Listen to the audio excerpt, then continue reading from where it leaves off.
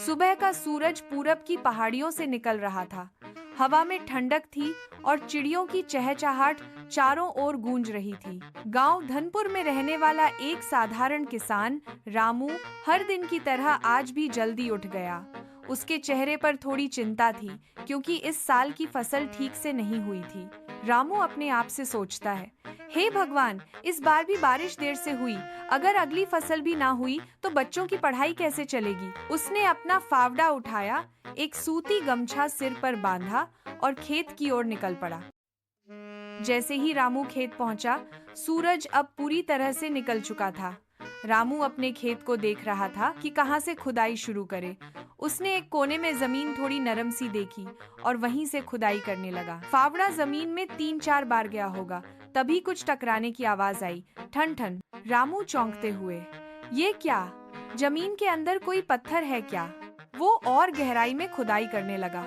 थोड़ी ही देर में उसे एक लोहे की पुरानी सी संदूक दिखाई दी।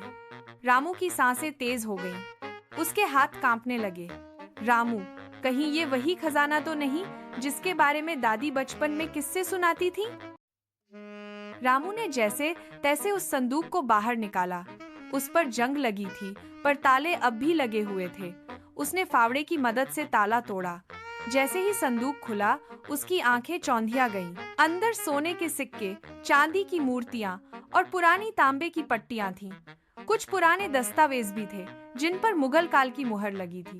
रामू हैरानी से, हे भगवान, ये तो सैकड़ों साल पुराना खजाना लगता है। रामू खजाने को घर नहीं ले गया। वो सीधे गांव के सरपंच के पास पहुंचा और सारी बात बताई। सरपंच, रामू, तूने बहुत बड़ा काम किया है। कोई और होता तो चुपचाप रख लेता। गांव में पंचायत हुई। जिला अधिकारी और पुरातत्व विभाग को बुलाया गया। जांच हुई और पता चला कि यह खजाना 300 साल पुराना है और राजा हरिहर सिंह के खजाने का हिस्सा था, जो युद्ध के समय यहाँ छुपा दिया गया था। सरकार ने रामू को उसकी ईमानदारी के लिए 10 लाख रुपए का इनाम दिया। साथ ही उनके बच्चों की पढ़ाई का खर्चा सरकार ने उठाने का वादा किया। रामू का नाम अखबारों में छप गया। गांव में उसकी खूब इज्जत बढ़ी।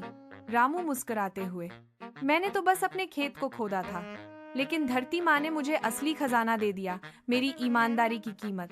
अंत में सीख, ईमानदारी कभी बेकार नहीं जाती। मेहनत और सच्चाई का फल जरूर मिलता है।